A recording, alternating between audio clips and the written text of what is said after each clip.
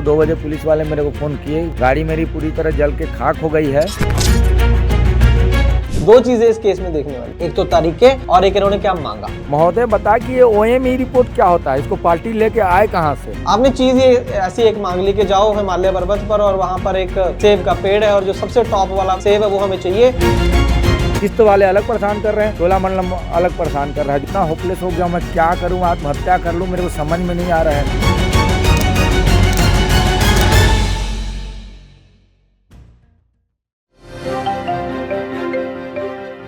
दोस्तों बात करेंगे आज एक इंश्योरेंस कंपनी की बदमाशी की।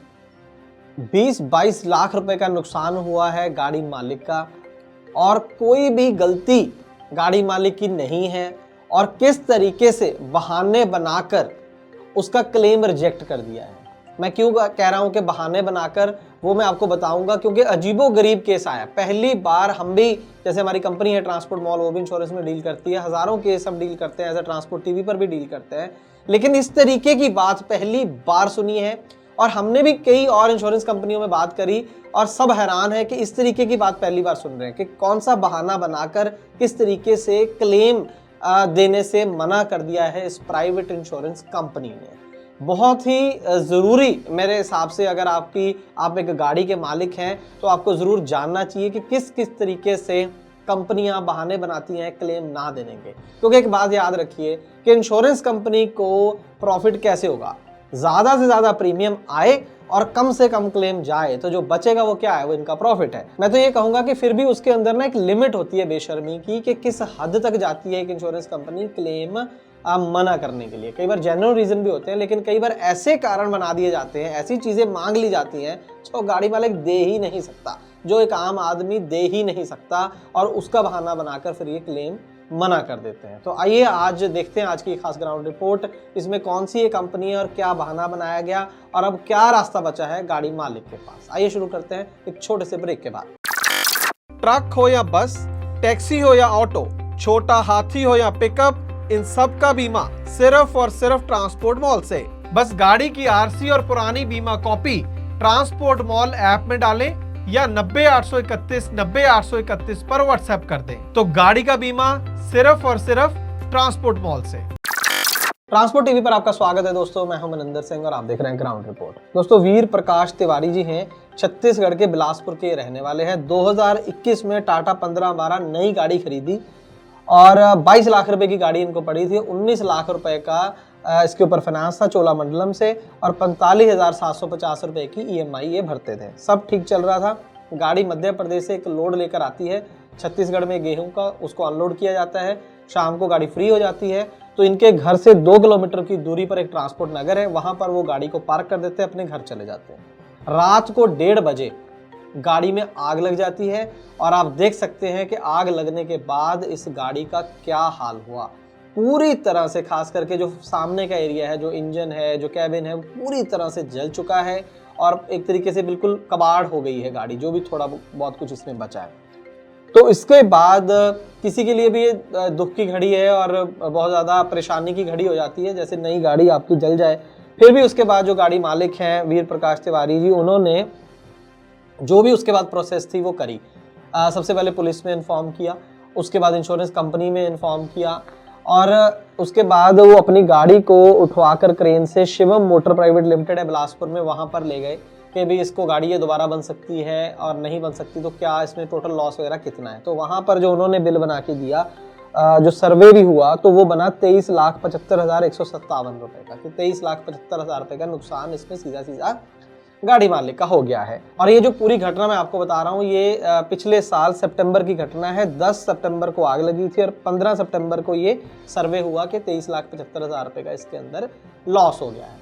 उसके बाद इनका शुरू होता है जो वार्तालाप इंश्योरेंस कंपनी से कि, और जो इंश्योरेंस कंपनी इस केस में बता दूं मैं आपको, वो रिलायंस जनरल इंश्योरेंस है। उसको लिखा गया, इन्फॉर्म किया गया था पहले कि मेरी गाड़ी में आग लग गई है, और तो उसके बाद उन्होंने डॉक्यूमेंट वगैरह मांगने शुरू किए। तो उसमें से इन्होंने जो पुलिस में जो रिपोर्ट लिखाई थी वो सारी चीज़ें, इंश्योरेंस पॉलिसी सब कुछ जो है जमा करवाया। साथ में फायर डिपार्टमेंट से भी कोई सर्टिफिकेट लेना होता है, वो भी आपकी स्क्रीन पर आप देख सकते हैं, वो भी फायर डिपार्टमेंट से लेकर उन्होंने जमा करवा दिया बीमा कंपनी को। ये जो प्रमाण पत्र है इसमें ये बताया जाता है कि आग लगी थी वहां पर और दमकल की गाड़ी वहां पर पहुंची थी और जितना हो सके उन्होंने काम करा था, इतने बजे गाड़ी गई, इतने बजे गाड़ी वापस आई। तो ऐसा नहीं है कि ऐसे कोई फालतू में बोल दिया कि मेरी गाड़ी जल गई है, कुछ और हुआ हो, ऐसा नहीं था। तो फायर डिपार्टमेंट ने अपना जो सर्टिफिकेट देना था दे दिया। तो इसके बाद गाड़ी मालिक को लगा कि सब कुछ हो गया, अब मेरा क्लेम का पैसा आना ही वापस है, टोटल लॉस है इसका पूरी गाड़ी का।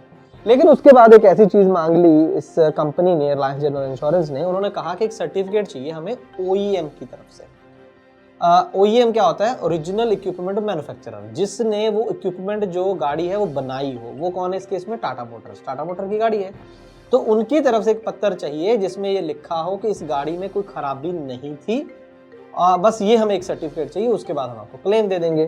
तो ये इसका पहला पत्र इनके पास आता है। याद रखिएगा डेट, यही देखने वाली चीज है। दो चीजें इस केस में देखने वाली हैं, एक तो तारीखें और एक इन्होंने क्या मांगा।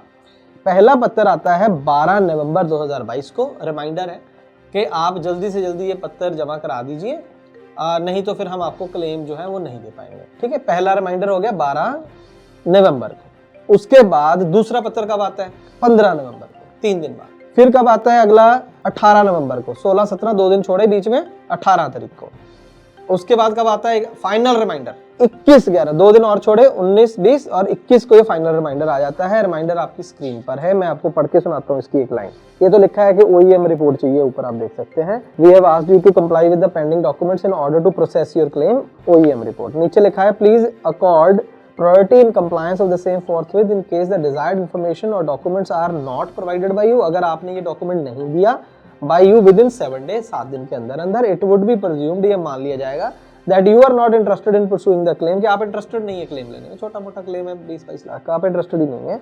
and same would be closed as document pending, और उसको क्लोज कर दिया जाएगा कि डॉक्यूमेंट पेंडिंग है। And no further correspondence would be entertained in this regard. इसके बाद आप जो भी चिट्ठी पत्र करेंगे हम उसका कोई भी संज्ञान नहीं लेंगे, कोई जवाब नहीं देंगे। ट्रांसपोर्ट मॉल ऐप से गाड़ी का बीमा सस्ता भी और जल्दी भी, तो अभी डाउनलोड करें ट्रांसपोर्ट मॉल ऐप। यहाँ देखने वाली बात क्या है, मैं कहना क्या चाह रहा हूँ, 12 तारीख को पत्र लिखती है कंपनी, पहले तो पहुंचने में 2 या 3 दिन लग जाते हैं, लेकिन 15 तारीख में दूसरा रिमाइंडर, 18 तारीख में तीसरा रिमाइंडर, और फिर 2 दिन बाद ही 21 तारीख को फिर फाइनल रिमाइंडर। हफ्ते का टाइम खत्म कहानी। और मांगा क्या? OEM report. आपने आरसी की कॉपी तो मांगी होती, फिर भी बंदा व्हाट्सएप कर देता है, चलो 2 मिनट लगते हैं। लेकिन उसमें भी अगर कोई आरसी पॉलिसी कॉपी भी बंदा नोटिस में लेगा, पढ़ेगा, प्रिंट आउट लेगा, आपको कुरियर करेगा, आपके दफ्तर जाएगा। आपको आगे क्या लगी हुई है? आपको इतनी जल्दी क्या है बीमा कंपनी को कि 2-2 दिन का रिमाइंडर? आप 2 महीने का टाइम दीजिए, 3 महीने का टाइम दीजिए। आपको क्या दिक्कत है? गाड़ी आपने पॉलिसी करी ना, उसके बाद बंदे का नुकसान हुआ ना, तो वो महीने बाद 2 महीने बाद रिपोर्ट दे दे। आपको क्या दिक्कत है? आपको क्या जल्दी है कि 2-2 दिन बाद रिमाइंडर दे रहे हैं और 7 दिन का टाइम दे रहे हैं? आप साल का टाइम क्यों नहीं दे रहे हैं? 6 महीने का टाइम क्यों नहीं दे रहे हैं? क्या आप जल्दी जल्दी रिमाइंडर देके और कानूनी प्रक्रिया पूरी कर लेंगे कि कल को कोर्ट में केस जाएगा तो हम बोलेंगे देखिए सर हमने तो रिमाइंडर भेजे थे और ये आए ही नहीं और हमने बंद कर दिया? क्या ये करना चाहती है कंपनी? मुझे नहीं पता, मेरा तो सवाल है। दूसरी बात, ओईएम रिपोर्ट क्यों चाहिए भाई? गाड़ी का आपने बीमा करा, गाड़ी आपके सामने जल गई, ठीक है, फायर डिपार्टमेंट ने रिपोर्ट दे दी। आप जहाँ तो आपकी इन्वेस्टिगेशन में कुछ ऐसा हो गया, बंदे ने जी जानबूझ के अपनी गाड़ी जला ली, वो भी चलो मान लो कई बार 15 साल पुरानी गाड़ी होती है, शक हो जाता है बीमा कंपनी को, नई गाड़ी है कोई, क्यों करेगा ऐसा? और ऐसा आपके पास कोई सबूत भी नहीं है। और दूसरी बात, ओईएम क्या रिपोर्ट देगा इस केस में? आपको और बताऊं, जब ये ओईएम रिपोर्ट मांगी तो गाड़ी मालिक टाटा मोटर की डीलरशिप में गया जहां से उसने गाड़ी खरीदी थी। डीलर ने बात समझी, वैसे उसका कोई पॉइंट नहीं बनता था मेरे हिसाब से, तो फिर भी उसने लिख के दे दिया कि गाड़ी में कोई दिक्कत नहीं थी। तो कंपनी क्या पता क्या बोलती है, रिलायंस जनरल इंश्योरेंस, कि डीलर की नहीं मानेंगे, टाटा मोटर के पास जाओ, ये तो डीलर है, हमें तो कंपनी से चाहिए। आप मुझे एक बात बताइए कि टाटा मोटर ने हजारों लाखों गाड़ियां बनाती है, वो है ना, कंपनी बनाती है और बेचती सिर्फ और सिर्फ डीलरों से, सीधी तो बेचती नहीं है। डीलर ने बता दिया कि गाड़ी ठीक थी और उसके बाद नहीं कहते कंपनी से लेके आओ। कंपनी को क्या पता कि गाड़ी ठीक थी या नहीं थी? मेरे हिसाब से तो डीलर को भी नहीं पता होता, क्योंकि आप कोई कार तो है नहीं कि हमेशा आप एजेंसी से उसकी सर्विस वगैरह कराते थे, बाहर से होती है ट्रकों की। तो तो डीलर को भी क्या पता कि गाड़ी ठीक थी नहीं ठीक थी, इससे क्या मतलब है? और गाड़ी ठीक थी या नहीं थी इससे क्या फर्क पड़ता है? गाड़ी में आग लगी है, गाड़ी मान लो बिल्कुल खराब थी तो भी उसमें आग लग गई तो आपको क्लेम तो देना पड़ेगा। मुझे समझ नहीं आ रही है, एक्सीडेंट हो गया कुछ हो गया हो तब भी थोड़ा बहुत लॉजिक बनता है, खड़ी गाड़ी को आग लग गई क्या प्रॉब्लम है? और टाटा मोटर्स को, उसके पास लाखों गाड़ियां, इतना बड़ा ग्रुप है, उसको कैसे पता कि फलां बंदे की गाड़ी 2 साल पहले बेची थी वो ठीक है या नहीं? वो कैसे सर्टिफिकेट देगा? और क्या एक आम गाड़ी मालिक, टाटा मोटर इतना आसान है कि जाके तुम सीधा घुस जाओ और सर्टिफिकेट लेके आ जाओ? कोई ऐसा प्रोसीजर तो है नहीं। वो भी लाख सवाल पूछेंगे, वो कहेंगे क्यों दे भाई, किस चीज का डॉक्यूमेंट? आपने चीज ये ऐसी एक मांग ली कि जाओ हिमालय पर्वत पर और वहां पर एक सेब का पेड़ है और जो सबसे टॉप वाला सेब है वो हमें चाहिए और 2 दिन का टाइम देते हैं, 3 दिन का टाइम है, 4 दिन का टाइम है, नहीं आओगे तो हम मान लेंगे तुम इंटरेस्टेड नहीं हो, चलो भागो यहाँ से। यही है ना? तो यही स्कीम है। इसी तरीके से माफ कीजिएगा फाइनेंस कंपनियां जब गाड़ियां पकड़ी जाती हैं तो इसी तरीके से प्रोसीजर फॉलो भी कर लेती है लीगली, लेकिन इस तरीके से कि गाड़ी मालिक को कोई चांस ही ना मिले। तो वैसा ही कुछ हमें ऐसा लग रहा है। कंपनी को हमने कांटेक्ट करने की कोशिश की है, कोई जवाब वगैरह हमें तो नहीं मिला। सर्वेयर से बात बड़ी मुश्किल से करी, उसने बोला कि मुझे नहीं पता, मुझे तो OEM रिपोर्ट चाहिए, उसके बाद मैं आगे बढ़ूंगा। तो OEM रिपोर्ट में नहीं ला पाए, आज की डेट में इसको कोई क्लेम नहीं मिल रहा। हेलो सर, मैं नमस्कार, मैं वीर प्रकाश तिवारी बोल रहा हूँ। और सर मैंने एक केस डाला था, मेरी गाड़ी जल गई थी। मेरी गाड़ी सर, मेरे साथ हादसा ऐसे हुआ कि मैं गया था गोवा से आ करके मैं अपने गाड़ी को खड़ा करके घर में सो रहा था। तो रात को 2 बजे पुलिस वाले मेरे को फ़ोन किए, बोले तिवारी जी आपका गाड़ी नंबर है, इसमें आग लगी हुई है।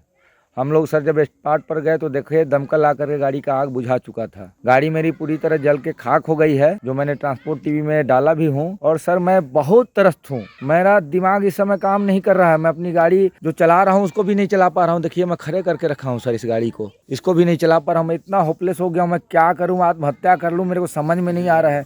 और ये रिलायंस कंपनी वाले सर मेरे साथ एकदम नाइंसाफ़ी किया। मेरा टोटल इसमें 20 लाख से ऊपर रुपये का नुकसान है। मेरे को बोलते कि OEM रिपोर्ट नहीं था, जिसके कारण जैसे आपका गाड़ी का क्लेम आपको नहीं दिया जाएगा। महोदय बताए कि ये OEM रिपोर्ट क्या होता है, इसको पार्टी लेके आए कहाँ से?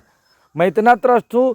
ट्रांसपोर्ट टीवी के टीम से एकदम गुजारिश है कि सर आपने हर कोई का मदद किया, मेरा मदद करे, इसके लिए मैं सदा आपका आभारी रहूँगा। नहीं तो मैं अपने बाल बच्चे के सहित मैं जैसे आत्महत्या करूँगा भी रायपुर छत्तीसगढ़ में मंत्रालय के सामने जा करके। सर नमस्कार, बस मेरी इतना ही बात है। मैं बहुत तंग हूँ, रिलायंस वाले बहुत परेशान कर रहे हैं मेरे को, किस्त वाले अलग परेशान कर रहे हैं, चोलामंडलम अलग परेशान कर रहा है जो मेरे को लोन दिया है बैंक। मैं करूँ तो करूँ क्या सर? हमारी राय इस टाइम ये है कि इमीडिएटली इनको कंज्यूमर कोर्ट में इस कंपनी के खिलाफ केस करना चाहिए, साथ में कॉम्पनसेशन भी मांगनी चाहिए और लगभग 90% चांस है कि इनके हक में ही फैसला आएगा।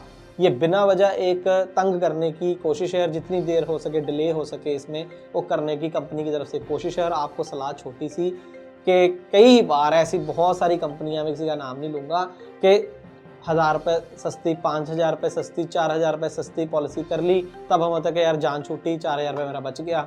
लेकिन ऐसे केसेस आते हैं तब फिर दिक्कत आती है। इसलिए कंपनी भी बहुत सोच समझ के चुने और अपना एजेंट भी बहुत सोच समझ कर चुने जिसको इतनी जानकारी हो और मुसीबत के समय आपकी हेल्प कर सके। मैं उम्मीद करता हूं कि जानकारी आपके लिए लाभकारी साबित होगी। अगर ऐसा है तो फिर इस वीडियो को ज़्यादा से ज़्यादा दोस्तों शेयर करें और ट्रांसपोर्ट टीवी को वहां तक पहुंचाएं जहां तक अभी तक नहीं पहुंचा है। ट्रांसपोर्ट टीवी देखने के लिए बहुत बहुत शुक्रिया। हेलो, क्यों बार बार फोन कर रही है? तुम इतने परेशान क्यों? अरे स्टेट एंट्री पर फंसा हुआ हूँ। आज शाम को गाड़ी की इंश्योरेंस खत्म हो रही है, कल छुट्टी है, कोई एजेंट फोन नहीं उठा रहा, दिमाग खराब हो रखा है मेरा। रोज ट्रांसपोर्ट टीवी देखते हो ना, ट्रांसपोर्ट मॉल ऐप से ले लो। अरे हाँ, ट्रांसपोर्ट मॉल, पर क्या वो छुट्टी वाले दिन बीमा देते हैं? ट्रांसपोर्ट मॉल वाले छुट्टी वाले दिन भी पॉलिसी देते हैं, बस RC और पॉलिसी की फोटो उनकी ऐप पर अपलोड करनी है। अभी मैं पता करता हूँ ट्रांसपोर्ट मॉल से। आप तो बस घर आओ, मैंने कोटेशन मंगवा भी ली है, वो भी सस्ते दाम पर। और पॉलिसी कैसे मिलेगी? पेमेंट करने के आधे घंटे में पॉलिसी तुम्हारे मोबाइल पर आ जाएगी। अच्छा, मेरी स्मार्ट बीवी, तो चल पेमेंट भी कर दे। कर दे नहीं, गूगल पे कर भी दिया। तूने मेरी बहुत बड़ी परेशानी हल कर दी है। चल मैं अब घर के लिए निकलता हूँ। हाँ आओ तुम, पॉलिसी आ गई है, भेज रही हूँ वो भी। तो दोस्तों आप भी स्मार्ट बनिए, गाड़ी का बीमा सिर्फ और सिर्फ ट्रांसपोर्ट मॉल से।